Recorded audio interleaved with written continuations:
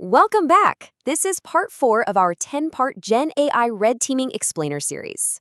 Today, we're diving straight back into the Red Team 80 adversary playbook to unpack a seriously foundational vulnerability. If you've been following along with us, you know we're systematically tearing down the most critical weaknesses in production Gen.AI deployments. And today, the focus shifts entirely to what happens after the model actually speaks. We are zeroing in exclusively on Chapter 4 of the source text. Look, if you're a security researcher or a penetration tester operating against AI systems, the playbook highlights this specific chapter as an absolute must-know. We're totally moving past the idea of just trying to manipulate the model itself. Instead, we're exploring the disastrous, real-world consequences of what happens when the rest of your infrastructure blindly trusts whatever the AI decides to spit out. So here's our agenda for today. First, we'll cover the delivery mechanism paradigm. Second, we'll look at the 5 output attack surfaces. And third, we'll wrap up with OWASP severity and impact. All right, Section 1, the delivery mechanism paradigm.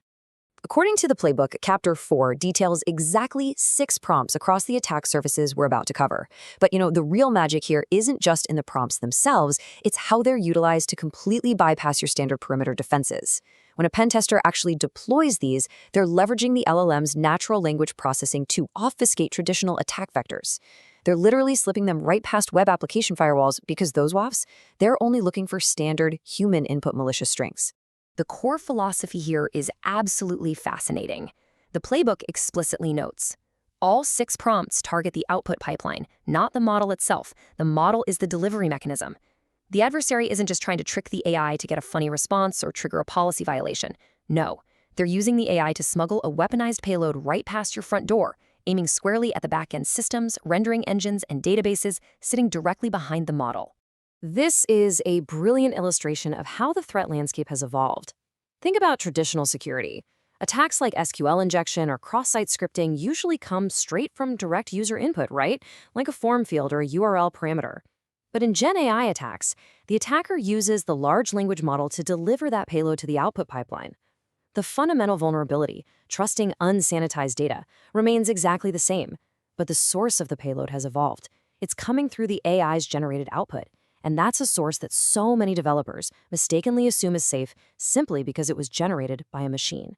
Moving on to Section 2, 5 output attack surfaces. The playbook explicitly maps out 5 specific attack surfaces that process the model's generated output. We've got web UIs, code execution environments, database layers, file systems, and network layers. These 5 are highlighted because they are the most common downstream parsers and rendering pipelines in modern AI apps. When an enterprise deploys an LLM, it doesn't just sit in a vacuum.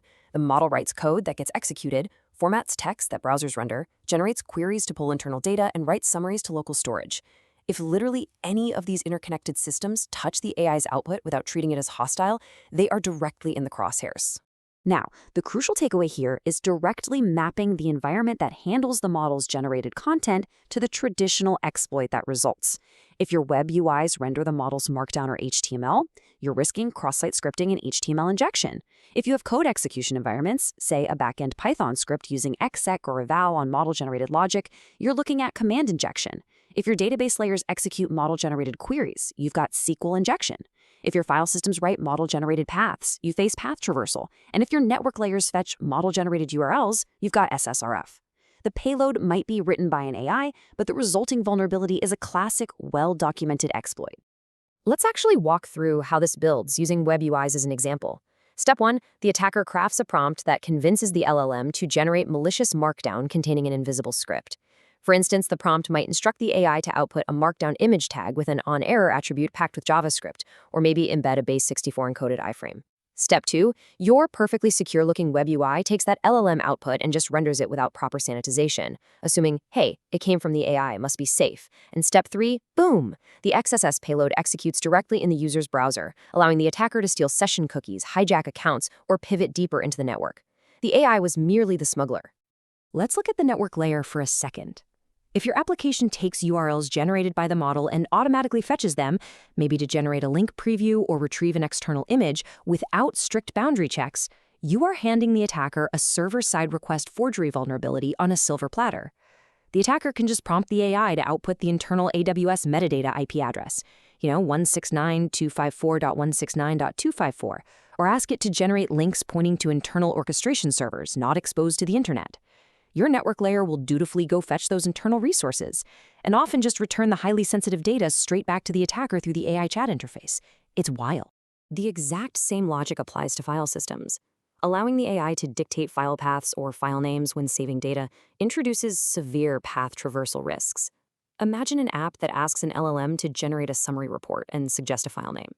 If the model is tricked into generating a path like ... etc. /psw, and your backend blindly reads from that path to include in the output, you are leaking system credentials.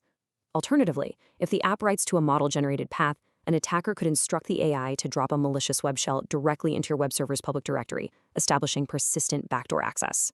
Let's hit Section 3, OWASP Severity and Impact.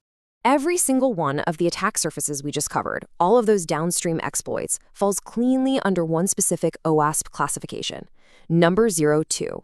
The official OWASP reference for this is LLM02, which designates this entire class of vulnerabilities as insecure output handling. Honestly, it's a perfect name because it forces security teams to completely shift their perspective. The failure isn't the AI generating bad text. The failure is your infrastructure handling that output insecurely. It places the responsibility of sanitization exactly where it belongs, on the downstream systems processing the data. And make absolutely no mistake about the danger here, because these exploits can lead to everything from total database compromise via SQL injection to full system takeover via remote code execution. The playbook rates the severity range strictly as high to critical. We aren't talking about minor policy violations or simple chatbot jailbreaks where the AI says a bad word. These are the types of fundamental architectural bugs that lead to massive enterprise data breaches and total infrastructure compromise. So, I'll leave you with this hard-hitting question to take back to your development teams, and I want you to really think about it. Are your downstream systems treating LLM output as fully untrusted user input? Because if the answer is no, if there is an inherent trust placed in the AI's generation, your pipeline is already compromised. It's literally just waiting for the right prompt. Thanks for joining me for part 4 of this Explainer series. Stay curious, stay secure, and I'll see you in part 5 as we continue unpacking the Red Team 80 playbook.